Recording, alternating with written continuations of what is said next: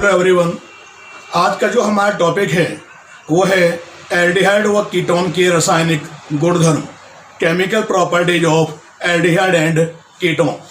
यहाँ पर एक बात आप ध्यान रखेंगे कि एल्डिहाइड और कीटोन को हम कार्बोनिल यौगिक, कार्बोनिल कंपाउंड कहते हैं। और जो कार्बोनिल यौगिक हैं एल्डिहाइड और कीटोन, इनकी जो केमिकल रिएक्शंस हैं, रासायनिक अभिक्रियाएं हैं, उनको 5 वर्गों में, 5 क्लासेज में डिवाइड किया गया है, विभाजित किया गया है। इसमें जो सबसे पहला वर्ग है ए, उसका नाम है नाभिक स्नेही योगात्मक अभिक्रियाएं, न्यूक्लियोफिलिक एडिशन रिएक्शंस। दूसरा जो वर्ग है वो है नाभिक स्नेही योगात्मक विलोपन अभिक्रियाएं, न्यूक्लियोफिलिक एडिशन एलिमिनेशन रिएक्शन। और अभिक्रियाओं का जो तीसरा वर्ग है वो है ऑक्सीकरण, अपचयन एवं हैलोजनीकरण, यानी ऑक्सीडेशन, रिडक्शन एंड हैलोजिनेशन।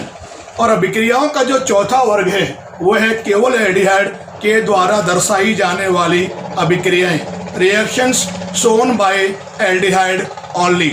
और अभिक्रियाओं का जो पांचवा वर्ग है वो है केवल कीटोन के द्वारा दर्शाई जाने वाली अभिक्रियाएं, reactions shown by ketone only. इस प्रकार से एल्डिहाइड और कीटोन यानी जो कार्बोनिल यौगिक हैं वे 5 प्रकार की केमिकल रिएक्शंस यानी रासायनिक अभिक्रियाओं को दर्शाते हैं। अब यहाँ पर हम एल्डिहाइड और कीटोन की जो फर्स्ट केमिकल रिएक्शन है, कौन सी, नाभिक स्नेही योगात्मक अभिक्रियाएं, इनके बारे में हम यहाँ पर बात करेंगे। और आप ध्यान रखेंगे कि ये जो केमिकल रिएक्शन है ये बहुत ही इम्पोर्टेंट, बहुत ही महत्वपूर्ण रिएक्शंस हैं बोर्ड के एग्जाम के पॉइंट ऑफ व्यू से। तो यहाँ सबसे पहले आप ध्यान रखेंगे कि जो कार्बोनिल यौगिक होते हैं एल्डिहाइड और कीटोन, उनकी ये मेन केमिकल रिएक्शन है, मुख्य रासायनिक अभिक्रियाएं हैं जिनको वे दर्शाते हैं। और एक बात आप जानते हैं कि जो कार्बोनिल यौगिक होते हैं उनमें उपस्थित होता है, ये होता है कार्बोनिल समूह। ये कौन सा ग्रुप है? कार्बोनिल समूह, कार्बोनिल ग्रुप। और आप जानते हैं इस ग्रुप में कार्बन और ऑक्सीजन में अगर कंपेयर करें तो oxygen is more electronegative than carbon. तो होगा क्या यहाँ पर कि जो ये ऑक्सीजन है उस पर तो आ जाएगा आंशिक ऋणावेश और जो कार्बन होगा उस पर आ जाएगा आंशिक धनावेश।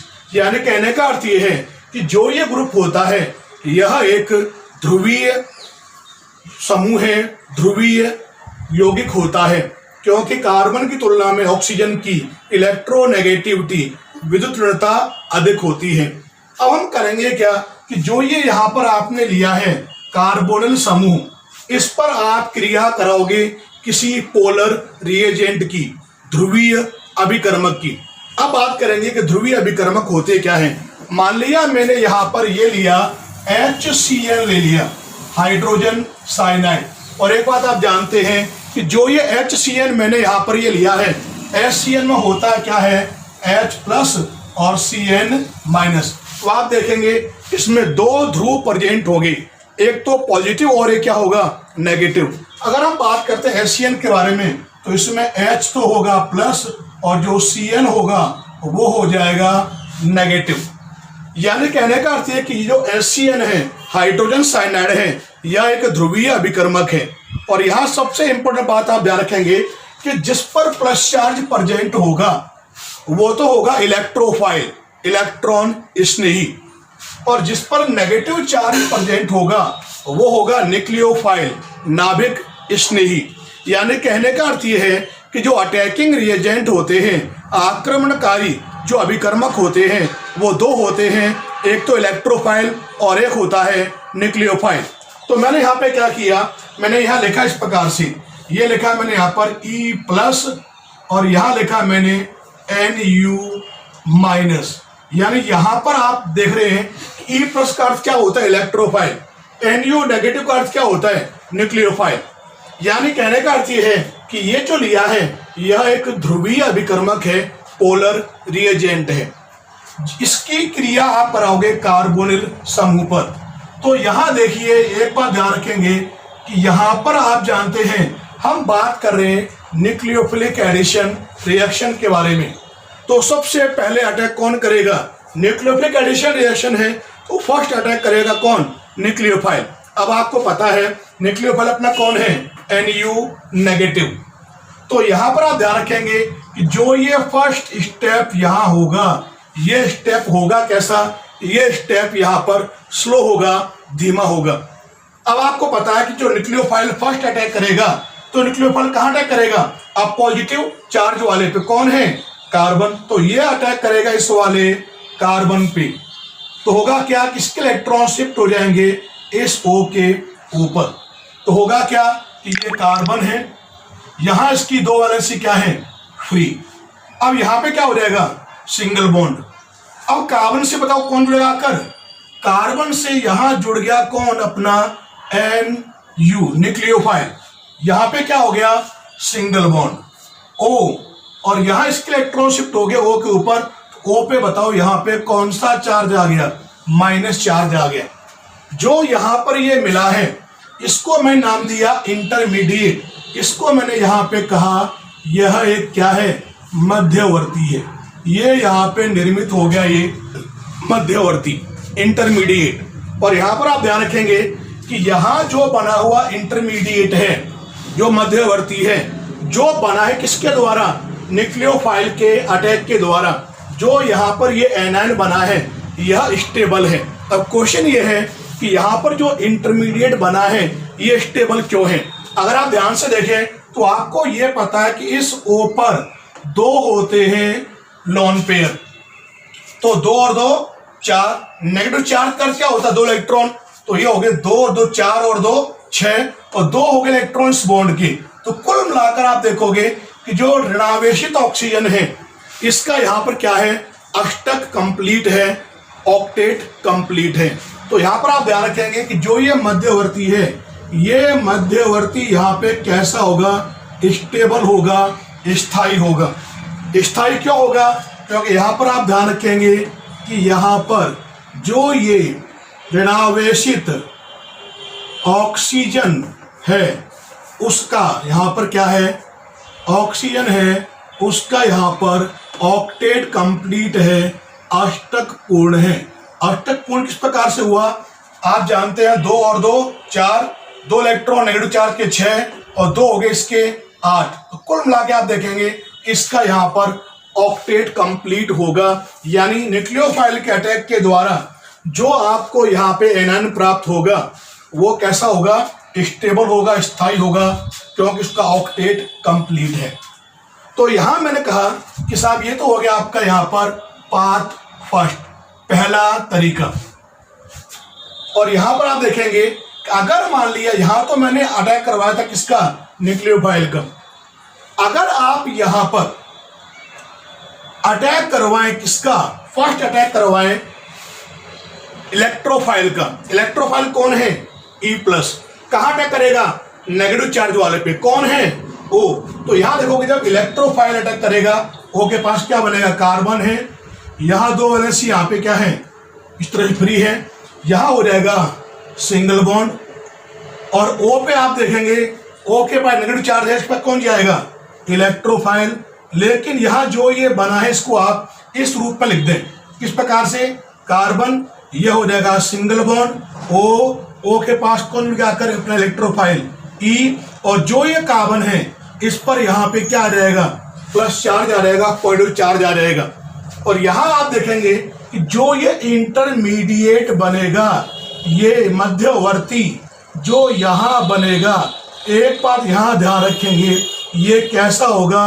अनस्टेबल होगा, अस्थायी होगा। अब क्वेश्चन ये है कि ये अनस्टेबल क्यों है, अस्थायी क्यों है?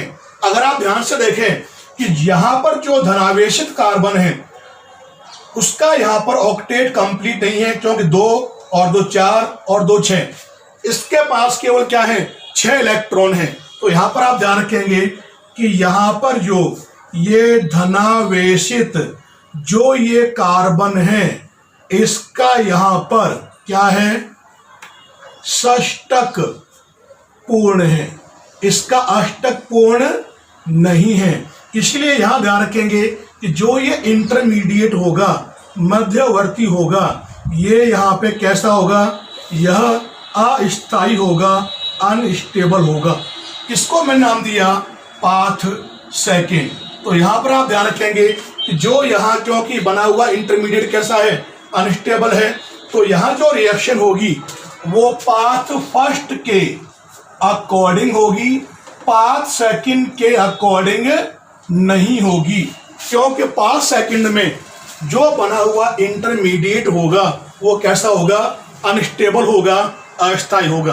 अब आपने देखा कि जब न्यूक्लियोफाइल ने अटैक किया इस कार्बन पर, तो यहाँ जो बना हुआ इंटरमीडिएट था वो क्या है, स्टेबल था। स्टेबल क्यों था, क्योंकि ऋणावेशित जो ऑक्सीजन है उसका यहाँ पर क्या ऑक्टेट कंप्लीट है। ये तो बना था कब, जब न्यूक्लियोफाइल ने अटैक किया। अब होगा क्या यहाँ पर, अब यहाँ पर अटैक करेगा, कौन अटैक करेगा, अपना इलेक्ट्रोफाइल, क्योंकि आप जानते हैं इलेक्ट्रोफाइल यहाँ पर बाकी रह गया था। अब यहाँ जो स्टेप होगा ये आप ध्यान रखेंगे, ये स्टेप यहाँ कैसा होगा, फास्ट होगा, तीव्र होगा।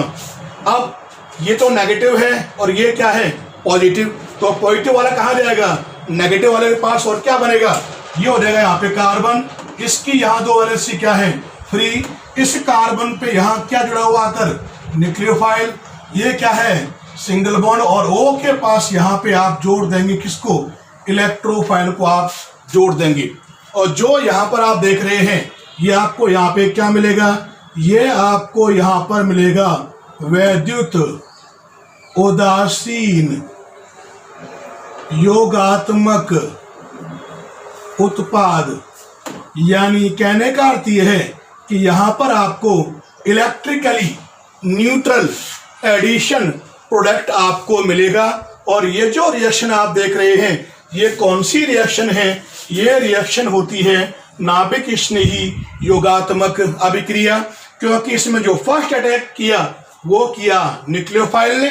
न्यूक्लियोफाइल ने जब फर्स्ट अटैक किया तो बना हुआ जो इंटरमीडिएट था वो कैसा था, स्टेबल था।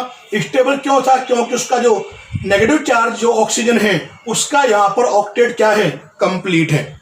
लेकिन अगर इलेक्ट्रोफाइल फर्स्ट अटैक करे यानी 5 सेकेंड, तो बनने वाला जो इंटरमीडिएट होगा वो यहाँ पे कैसा होगा, अनस्टेबल होगा, अस्थायी होगा।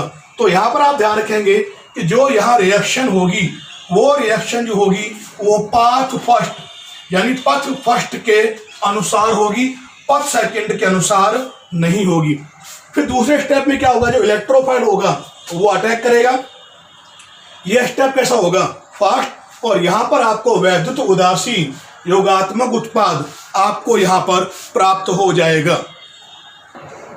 तो यहाँ पर आप ध्यान रखेंगे कि जो ये रिएक्शन है, this reaction proceed via path first due to formation of stable intermediate and this reaction known as nucleophilic addition reaction. और 5 सेकेंड के अकॉर्डिंग रिएक्शन होगी नहीं, क्योंकि 5 सेकेंड के अकॉर्डिंग अगर इलेक्ट्रोफाइल फर्स्ट अटैक करेगा तो उसके द्वारा जो बनने वाला जो इंटरमीडिएट होगा वो क्या होगा, अनस्टेबल। इस रिएक्शन में अगर आप यहाँ पर जो न्यूक्लियोफाइल ले रहे हैं अगर वो स्ट्रॉन्ग होगा तो जो रिएक्शन होगी वो इरिवर्सिबल होगी, यानी अनुत्क्रमणीय होगी। लेकिन यदि आपका यहाँ पर जो न्यूक्लियोफाइल है, अगर आपका न्यूक्लियोफाइल वीक है, तो यहाँ पर हम ध्यान रखेंगे कि जो रिएक्शन हम करेंगे ये हम करेंगे यहाँ पर वीक एसिड की प्रेजेंस में ये हम रिएक्शन कराएंगे। किस कंडीशन में, जब आपका न्यूक्लियोफाइल कैसा हो, वीक हो, कमजोर हो।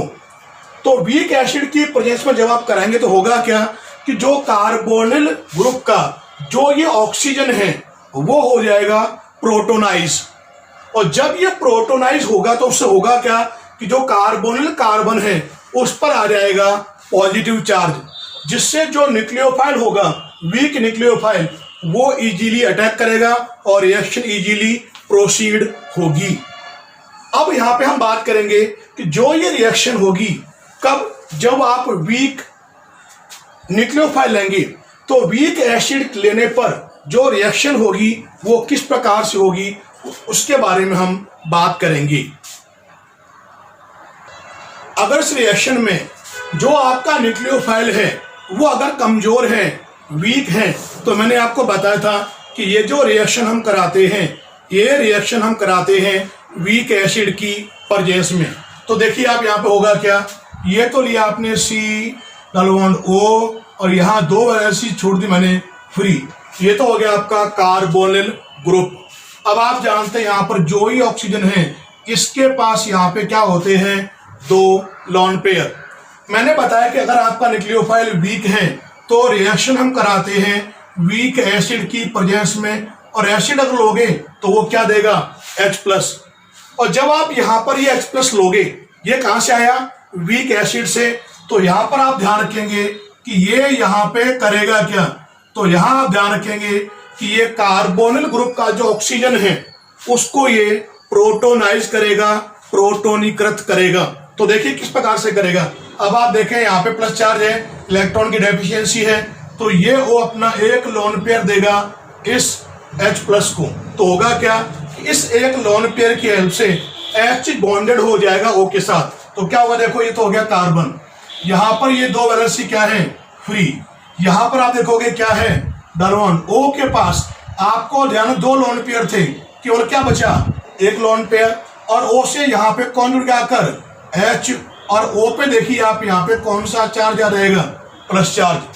जो मैंने यहाँ पर ये लिखा है इसमें आप देख पा रहे हैं कि जो ये ऑक्सीजन है ये क्या हो गया, प्रोटोनाइज हो गया, यानी प्रोटॉन जो था H+ वो O के साथ क्या हो गया, जुड़ गया।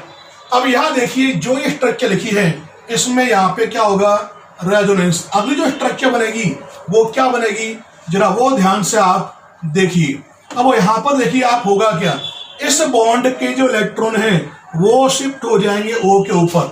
तो होगा क्या, ये कार्बन, यहाँ पर दो वैलेंसी क्या है, फ्री, यहाँ पे क्या हो गया, सिंगल बॉन्ड, O के पास वापस क्या रहेंगे, दो लोन पेयर, O से लगा कौन है, H, और जो ये कार्बन है इस पे क्या आ जाएगा, यहाँ पर जो इलेक्ट्रॉन आपने शिफ्ट O के ऊपर किए हैं तो कार्बन पे आएगा प्लस चार्ज। और आप देख पा रहे हैं कि इस स्ट्रक्चर में यहाँ पे हुआ क्या, कि जो ये कार्बोनिल कार्बन है इस पर आ गया पॉजिटिव चार्ज, यानी इसके पास होगी इलेक्ट्रॉन की डेफिशिएंसी, कमी होगी। तो उससे होगा क्या कि जो आपका अटैकिंग न्यूक्लियोफाइल होगा, आक्रमणकारी नाभिक स्नेही होगा, वो इजीली अटैक करेगा। इसीलिए हम कहते हैं जब आपका वीक इलेक्ट्रोफाइल हो तो उस कंडीशन में जो हम रिएक्शन कराते हैं वो हम वीक एसिड की प्रेजेंस में कराते हैं, जो करता क्या है कि जो कार्बोनिल ग्रुप का जो ऑक्सीजन है उसको प्रोटोनाइज करेगा, प्रोटोनीकृत करेगा, जिससे कार्बोनिल कार्बन पर क्या आएगा, पॉजिटिव चार्ज, जिससे न्यूक्लियोफाइल का जो अटैक है वो इजीली होगा और रिएक्शन इजीली फॉरवर्ड डायरेक्शन में प्रोसीड होगी। अब यहाँ पर हम एल्डिहाइड व कीटोन की जो आपेक्षिक क्रियाशीलता है, relative reactivity of aldehyde and ketone towards nucleophilic addition reaction, उसके बारे में यहाँ पर हम बात करेंगे। तो यहाँ पर एक बात आप ध्यान रखेंगे क्या, कि जो रिएक्टिविटी है जिसे हम कहते हैं अभिक्रियाशीलता के बारे में अगर हम बात करते हैं, एल्डिहाइड की जो रिएक्टिविटी है वो ज़्यादा होती है कीटोन के कंपेयर में, कीटोन की तुलना में। यानी कहने का अर्थ ये है कि reactivity of aldehyde is higher than ketone towards nucleophilic addition reaction. इसको हम दो फैक्टर के बेस पर, दो कारकों के आधार पर हम एक्सप्लेन करते हैं। जो यहाँ पर सबसे पहला फैक्टर है हमारा, उस फैक्टर का नाम है प्रेरणिक प्रभाव, जिसको हम कहते हैं इंडक्टिव इफेक्ट, और दूसरा जो होता है उसको हम कहते हैं त्रिविम प्रभाव, जिसे हम कहते हैं स्टेरिक फैक्टर। इन दो कारकों के आधार पर हम इनकी जो रिएक्टिविटी है, रिलेटिव रिएक्टिविटी, आपेक्षिक क्रियाशीलता को हम समझाते हैं। और यहाँ पर आपको एक बात ध्यान रखनी है कि यहाँ पर आप देखेंगे कि ये तो आपका जो ग्रुप है इसको हम कहते हैं कार्बोनिल ग्रुप, और आप जानते हैं ये तो होता है पॉजिटिव और ये हो जाएगा आपका नेगेटिव।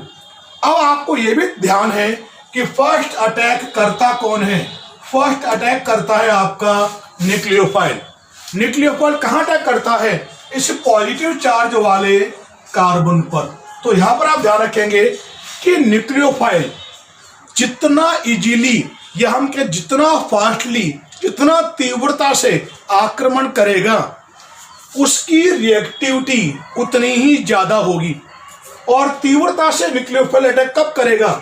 जब इस कार्बन पर जो आप देख रहे हो, जो ये कार्बन है, इस पर इलेक्ट्रॉन की न्यूनता, ये इलेक्ट्रॉन की डेफिशिएंसी क्या हो? हायर हो, उच्चतर हो।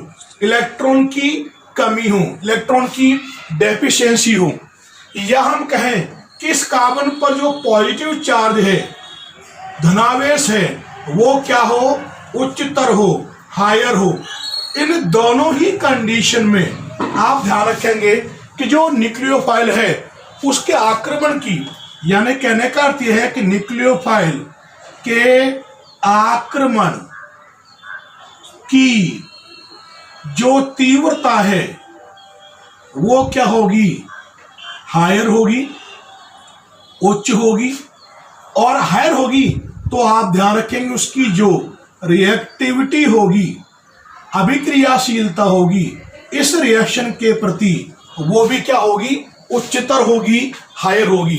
मेन फैक्टर यहां पर आप ध्यान रखेंगे, इलेक्ट्रॉन की डेफिशिएंसी हो, इलेक्ट्रॉन की कमी हो, और इस पर पॉजिटिव चार्ज जो हो वो क्या हो? ज्यादा हो।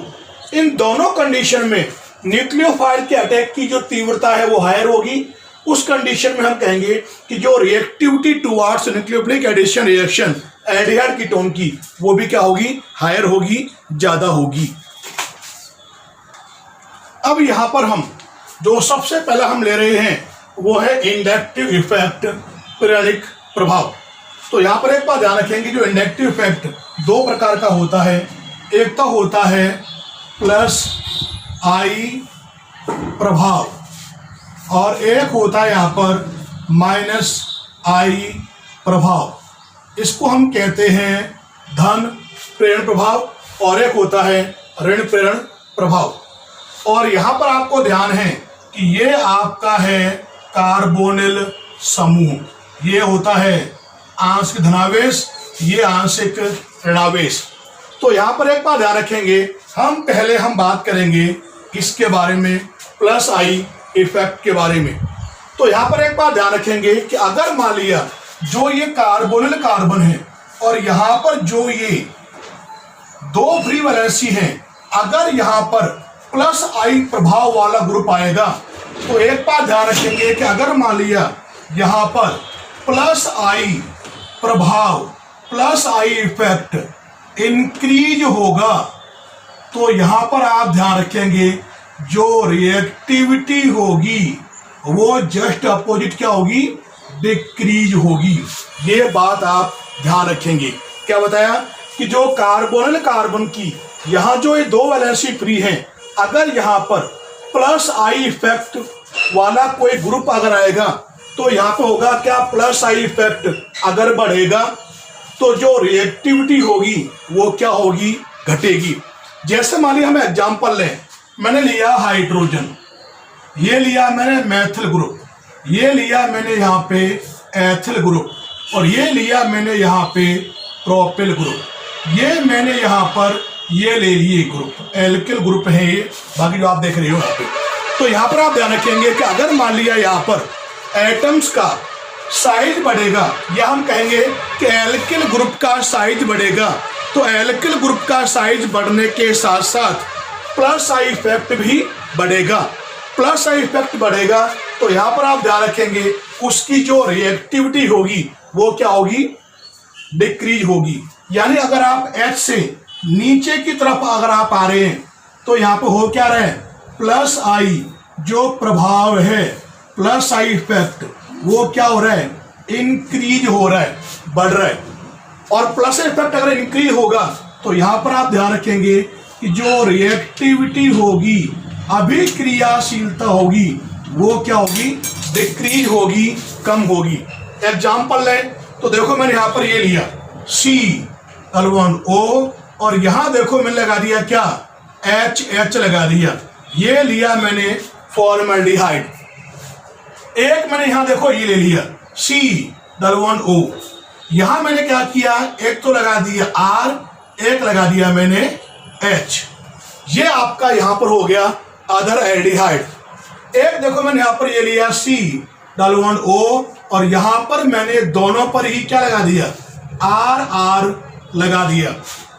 यानी आप देख रहे हैं कि जो फर्स्ट कंपाउंड मैंने यहां लिया है इसका नाम तो क्या है, ये तो हो गया फॉर्मल्डिहाइड। जो मैंने यहां पर ये लिया है ये क्या हो गया, ये यहां पे हो गया अदर एल्डिहाइड और ये यहां पे क्या हो गया, ये हो गया यहां पर कीटोन। अगर आप तीनों में कंपेयर करें तो आप देखेंगे कि H का साइज स्मॉल है और R यानी एल्काइल ग्रुप का साइज क्या है, बड़ा है। तो H के कंपेयर में R का प्लस इफेक्ट क्या है, ज्यादा है। और आपको मैंने बताया कि अगर प्लस इफेक्ट बढ़ेगा तो रिएक्टिविटी घटेगी। तो यहां पर आप देखोगे कि यहां पर इलेक्ट्रॉन H लगे हुए हैं, तो यहां पर जो प्लस चार्ज होगा वो क्या होगा, यहां पर ज्यादा होगा। लेकिन यहां पे एक R आ गया, R क्या करता है, इसका होता है प्लस इफेक्ट, इलेक्ट्रॉन को देगा, इलेक्ट्रॉन को रिपेल करेगा किसकी तरफ, कार्बन की तरफ। जब यहां पर ये कार्बन की तरफ इलेक्ट्रॉन को रिपेल करेगा तो यहां पे पॉजिटिव चार्ज क्या हो जाएगा, डिक्रीज। यहां पर आप देखोगे कि इलेक्ट्रॉन रिपेलिंग ग्रुप 2 आ गए, तो यहां पे जो होगा क्या कि जो प्लस चार्ज है वो क्या हो जाएगा, प्लस चार्ज जो होगा यहां पर वो इलेक्ट्रॉन दे रहे हैं, इलेक्ट्रॉन को रिपेल करेंगे, इलेक्ट्रॉन डेंसिटी इंक्रीज होगी, नेगेटिव चार्ज इंक्रीज होगा, प्लस चार्ज डिक्रीज होगा। तो यहां पे ध्यान रखेंगे कि इस केस में तो यहां पे जो पॉजिटिव चार्ज है वो तो होगा यहां पर हायर, और इस केस में आप ध्यान रखेंगे कि जो इस केस में जो पॉजिटिव चार्ज है वो यहां पे क्या होगा, लोअर होगा। इसीलिए हम कहेंगे, अगर बात करते हैं रिएक्टिविटी के बारे में, तो यहां पर आप ध्यान रखेंगे कि सबसे ज्यादा रिएक्टिविटी उसकी होगी जिसका प्लस आई प्रभाव क्या हो, कम। H का कम है, यहाँ पे एक R आ गया तो इसके कंपेयर में इसकी क्या हो जाएगी, सबसे ज्यादा एक्टिविटी होगी इसकी, थोड़ी कम अदर एल्डिहाइड और सबसे कम कीटोन की होगी। तो जो यहाँ लिखा है ये आपका यहाँ पर हो जाएगा क्या, ये हो जाएगा ऑर्डर ऑफ रिएक्टिविटी। ये तो मैंने एक्सप्लेन किया प्लस आई इफेक्ट के बेस पर। अगर मान लिया यहां पर कोई इलेक्ट्रॉन अट्रैक्टिंग ग्रुप आ जाए, माइनस आई प्रभाव वाला ग्रुप आ जाए, तो क्या होगा, अगर ये ग्रुप आएगा, यानी इस केस में तो क्या होगी, अगर ये ग्रुप आएंगे तो इस केस में तो रिएक्टिविटी डिक्रीज होगी, अगर ये ग्रुप वाले आएंगे तो इस केस में तो रिएक्टिविटी क्या होगी, इंक्रीज होगी। अब हम एग्जांपल लें माइनस प्रभाव वाले का, तो देखिए मैंने यहां पर ये लिया C O, यहां लगा दिया H, यहां ये कार्बन है, इस वाले कार्बन से मैंने 3 H लगा दिए। जो ये कंपाउंड है इस कंपाउंड का नाम है एसीटैल्डिहाइड। एक देखो मैंने यहां पर ये लिया C O और यहां लगा दिया मैंने H, ये इसके पास वाला कार्बन, आप जानते हैं कि पास वाला कार्बन कौन क्या बोलते हैं, अल्फा कार्बन कहते हैं। और जो ये H हैं उनकी जगह पर मैंने क्या लगा दिए, इस बार 3 Cl लगा दिए। तो नाम क्या दूंगा इसको मैं बोलूंगा ट्राई क्लोरो एसीटैल्डिहाइड, हम नाम देंगे। क्या नाम हो जाएगा इसका, ट्राई क्लोरो एसीटैल्डिहाइड। अगर आप इन दोनों में कंपेयर करें तो यहां पर आप देखेंगे कि यहां तो लगा हुआ है CH3 ग्रुप, जो एक एल्किल ग्रुप है जिसका क्या होता है, प्लस आई प्रभाव होता है। उससे होगा क्या कि ये तो इलेक्ट्रॉन को रिपेल करेगा ग्रुप CH3 ग्रुप, इसकी तरफ, तो यहाँ पे क्या होगा, जो प्लस चार्ज हो जाएगा कम। लेकिन यहाँ पे 3 Cl लगे हुए हैं तो क्या होगा, Cl इलेक्ट्रॉन को खींचेगा, ये इलेक्ट्रॉन को अटैक करेगा, ये भी Cl अपनी तरफ अट्रैक्ट करेगा। तो ये को मिला के इलेक्ट्रॉन को अटैक करेंगे तो यहाँ पे क्या होगा, प्रोड्यूस चार्ज हो जाएगा ज्यादा। तो इस केस में आप ध्यान रखेंगे कि जो रिएक्टिविटी होगी वो ट्राईक्लोरो एसिटैल्डिहाइड की ज्यादा हो जाएगी एसिटैल्डिहाइड के कंपेयर में। दूसरा यहां पर जो हम ले रहे हैं फैक्टर, उसका नाम है त्रिविम प्रभाव, स्टेरिक इफेक्ट। अब जो यहां पर ये स्टेरिक इफेक्ट है, इसमें देखो एक बात ध्यान रखोगे कि आपको ये पता है कि ये तो होता है आपका कार्बोनिल ग्रुप है, कार्बोनिल समूह है, इस पर आंशिक धनावेश, इस पर आंशिक ऋणावेश। अब ये भी आपको ध्यान है कि फर्स्ट अटैक करता कौन है, अटैक अपना करता है कौन, न्यूक्लियोफाइल। कहाँ अटैक करेगा, वो अटैक करेगा इस वाले कार्बन पर, धनावेशित कार्बन पर। अब स्टेरिक फैक्टर क्या है कि जो ये कार्बोनिल कार्बन है जो आप देख रहे हो, इससे यहां पर जो ये ग्रुप लगे होंगे, एक लगा होगा यहां पर और एक लगा होगा यहां पर, जो यहां पर ये दो ग्रुप लगे होंगे, इनका साइज जितना छोटा होगा न्यूक्लियोफाइल उतना ही इजीली अटैक करेगा। अगर इनका साइज इंक्रीज होता जाएगा तो ये जो ग्रुप होंगे यहां पर प्रेजेंट, वो अटैकिंग न्यूक्लियोफाइल के रास्ते में, पाथ में हिंड्रेंस पैदा करेंगे। इसे बोलते हैं स्टेरिक हिंड्रेंस, जिससे रिएक्टिविटी क्या हो जाएगी, कम हो जाएगी। यानी कहने का अर्थ यह है कि यहाँ पर जो ग्रुप या एटम लगे होंगे उनका साइज अगर छोटा है, स्मॉल है, तब तो रिएक्टिविटी होगी ज़्यादा। अगर इनका साइज बड़ा हो जाए तो रिएक्टिविटी हो जाएगी कम। यानी कहने का अर्थ है कि न्यूक्लियोफाइल जितना इजीली अटैक करेगा, इजीली अटैक कब करेगा, जब यहाँ पे एटम या ग्रुप का साइज स्मॉल हो, उस केस में रिएक्टिविटी ज़्यादा हो जाएगी।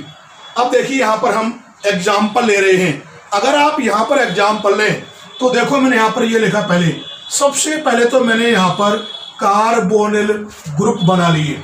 ये पहला, ये आपका हो गया यहाँ पर दूसरा, ये लिखा मैंने यहाँ पर ये तीसरा, और यहाँ लिया मैंने ये चौथा, और यहाँ ले लिया मैंने ये पांचवा। ये यहाँ पर मैंने कार्बोनिल ग्रुप बना दिए हैं। चाहे एल्डिहाइड हो चाहे कीटोन हो, ये ग्रुप तो प्रेजेंट होंगे ही होंगे। अब मैंने क्या किया, यहाँ पर जो ये दो वैलेंसी फ्री हैं, अगर मैं यहाँ पर HH लगा दूं तो आप जानते हैं H का साइज तो क्या होता है, स्मॉल। तो उस केस में जो रिएक्टिविटी होगी वो सबसे ज्यादा हो जाएगी इस वाले की। अगर मैं यहाँ पर अगले वाले में एक H की जगह पर CH3 लगा दूं और एक लगा दिया मैंने यहाँ पर H, तो आप देख रहे हैं कि H के कंपेयर में जो CH3 है इसका साइज बड़ा हो गया। साइज बड़ा हो गया तो स्टेरिक हिंड्रेंस क्या होगी, ज्यादा होगी। स्टेरिक फैक्टर वहां पर अप्लाई होगा तो रिएक्टिविटी क्या हो जाएगी, कम। यहां पर आप देख रहे हैं साइज एक ग्रुप का बड़ा हो गया। इस अगले वाले में क्या किया मैंने, दोनों पर ही CH3 लगा दिया। तो यहां पर आप देख रहे थे केवल एक CH3 था, बड़े साइज के ग्रुप, यहां पर दो ग्रुप आ गए। तो यहां पर होगा क्या, इसके कंपेयर में इस वाले की जो रिएक्टिविटी होगी, इस वाले की इसके कंपेयर में इसकी हो जाएगी ज्यादा। इस अगला लिया मैंने, यहां पर आप देख रहे हैं कि मैंने यहां पर केवल एक CH3 लगाए हैं। अगर मैं यहां पर दो CH3 लगा दूं, देखो कैसे, CH3 का कर दिया मैंने होल ट्वाइस, और यहां कर दिया CH, यहां कर दिया मैं यहां पर भी क्या, CH3 का होल ट्वाइस, और यहां कर दिया CH। अब आप देख रहे हैं इसके कंपेयर में इसका साइज और बड़ा हो गया। साइज और बड़ा हो गया तो स्टेरिक हिंड्रेंस और ज्यादा हो जाएगी, रिएक्टिविटी और कम। यानी कहने का अर्थ है कि इसके कंपेयर में इसकी रिएक्टिविटी हो जाएगी ज्यादा। और लास्ट वाले में क्या किया मैंने, यहां पर यहां कार्बन से मैंने यहां पर 3 लगा दिए CH3, कर दिया CH3 का होल थ्राइस। यहां पर इस कार्बन से भी क्या कर दिया मैंने, CH3 का होल थ्राइस।